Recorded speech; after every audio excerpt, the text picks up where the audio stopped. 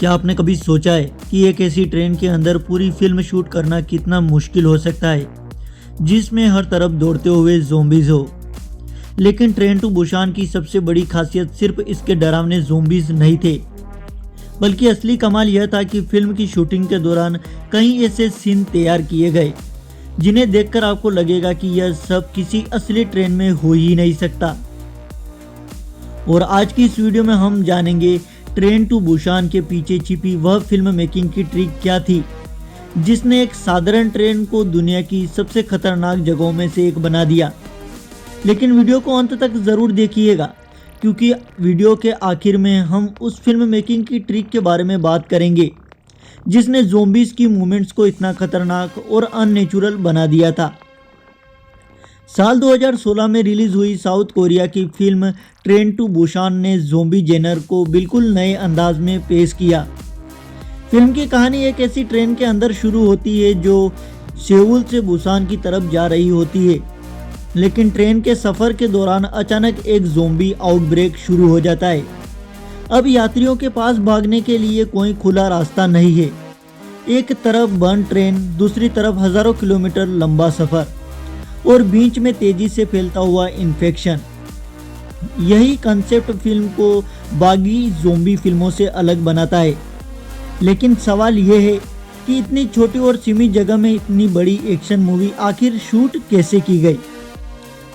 Film को देखकर सबसे पहले आपको यही लगेगा कि पूरी फिल्म एक चलती हुई ट्रेन के अंदर शूट की गई होगी, लेकिन फिल्म मेकिंग में ऐसा करना बेहद ही मुश्किल होता है। कैमरा लगाने के लिए सीमित जगह होती है, लाइटिंग को कंट्रोल करना मुश्किल होता है और सबसे बड़ी समस्या होती है ट्रेन की लगातार मूवमेंट। इसीलिए प्रोडक्शन टीम ने प्रैक्टिकली ट्रेन इंटीरियर्स और स्पेशली डेसिग्नेट सेट का इस्तेमाल करके शूटिंग को नियंत्रित किया। इसका सबसे बड़ा फायदा यह था कि फिल्म मेकर्स कैमरे को अलग अलग जगहों पर रख सकते थे। कभी कैमरा पैसेंजर के बिल्कुल करीब होता, कभी कॉरिडोर में, और कभी ऐसा लगता जैसे कैमरा ट्रेन के बाहर से अंदर के एक्शन को देख रहा हो। यही कंट्रोलेट इन्वायरमेंट बाद में फिल्म के सबसे बड़े इंटेंस सीन्स बनने में काम आया। अब आते हैं कि फिल्म के सबसे खास चीज़ पर, ज़ोंबीज़।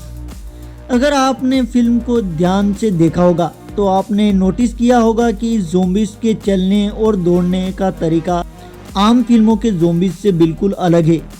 वे सिर्फ धीरे धीरे चलते नहीं है, वे अचानक अपने शरीर को मोड़ते हैं, गर्दन को झटक से घुमाते हैं और फिर बेहद ही तेज गति से इंसानों की तरफ दौड़ पड़ते हैं।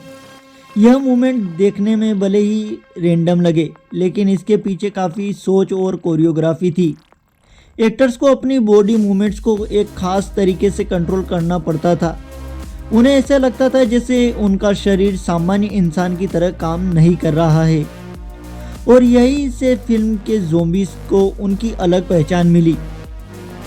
अब ज़रा इमेजिन कीजिए, आपको सिर्फ ज़ोंबी की तरह दिखना नहीं है, आपको ज़ोंबी की तरह चलना है, दौड़ना है, गिरना है और हमला करना है। इसके लिए परफॉर्मेंस को अपनी बॉडी लैंग्वेज पर काफ़ी काम करना पड़ा। इन एक्टर्स के लिए काफ़ी कठिन था। फिजिकल एक्सपीरियंस को भी एग्जैक्ट रखना था। आंखें, मुंह, गर्दन और हाथ पैरों की मूवमेंट्स, हर चीज़ को इस तरह इस्तेमाल किया गया कि दर्शक को लगे कि सामने कोई इंसान नहीं बल्कि एक संक्रमित व्यक्ति है। और सबसे दिलचस्प बात यह है कि कई बार एक ज़ोंबी की मूवमेंट्स को अलग अलग शॉट में बार बार फ्रेम बाय फ्रेम शूट करना बेहद ही मुश्किल था। यानी कैमरा बंद होने के बाद भी एक्टर्स को काम खत्म नहीं होता था। अब बात करते हैं उन चेहरों की जिन्हें देखकर दर्शकों के रोंगटे खड़े हो जाते हैं। ट्रेन टू बुसान में ज़ोंबीज़ को सिर्फ सीजीआई से तैयार नहीं किया गया, प्रैक्टिकली मेकअप और प्रोस्थेटिक मेकअप के बहुत महत्वपूर्ण भूमिका निभाई थी। स्किन को पेल और अनहेल्दी दिखाया गया, आंखों और चेहरों के आसपास डार्क डिटेल्स इस्तेमाल की गई और शरीर पर चोटों तथा इन्फेक्शन के इफ़ेक्ट्स दिखाए गए। इसका फ़ायदा यह हुआ कि कैमरे के सामने मौजूद एक्टर्स वास्तव में ज़ोंबीज़ जैसे दिखाई देते थे और जब प्रैक्टिकली मेकअप को लाइटिंग, कैमरा मूवमेंट्स और विजुअल इफेक्ट्स के साथ कंबाइन किया गया तो रिजल्ट काफ़ी इंटरेस्टिंग निकल कर आया। अब आते हैं फिल्म के सबसे चैलेंजिंग हिस्से पर। एक नैरो ट्रेन कॉरिडोर में दर्जनों लोग, एक तरफ ज़ॉम्बीज, दूसरी तरफ भागते हुए एक्टर्स और बीच में कैमरा। अब सोचिए कैमरा ऑपरेटर को कितनी तेज़ी से मूवमेंट्स करानी पड़ती होगी। कई एक्शन सीक्वेंस में कैमरे को एक्टर्स के साथ लगातार मूव कराना पड़ता था। कभी कैमरा पीछे जाता, कभी आगे आता, कभी कैरेक्टर्स के पीछे से निकलता और कभी एक्शन के बिल्कुल करीब से पहुंच जाता। इसी तरह कैमरा मूवमेंट्स ने ऑडियंस को सिर्फ एक्शन दिखाने वाला नहीं बनाया, बल्कि ऐसा महसूस कराया जैसे दर्शक खुद उसी ट्रेन के अंदर फंसे हुए हैं।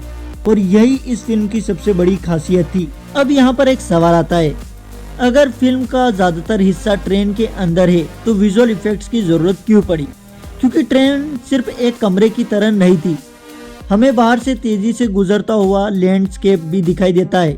कुछ शॉट्स में ट्रेन को अलग अलग इन्वायरमेंट से गुजरते हुए भी दिखाया गया। इसके अलावा कई शॉट्स अनबिलीवेबल बनाता है। यह फिल्म मेकिंग का बहुत महत्वपूर्ण हिस्सा है। असल में ट्रेन का कॉरिडोर बहुत बड़ा नहीं होता, लेकिन फिल्म में आपको कभी ऐसा महसूस नहीं होता कि कैमरा के पास जगह नहीं है। इसका कारण है camera placement, editing, wide shot की जगह स्केल दिखाया गया, क्लोजअप्स, कैरेक्टर्स का डर दिखाया गया और फास्ट काउट से एक्शन की एनहेंस्ड बढ़ाई गई। जब ज़ॉम्बीज अचानक कैमरे के बिल्कुल सामने दिखाई देता है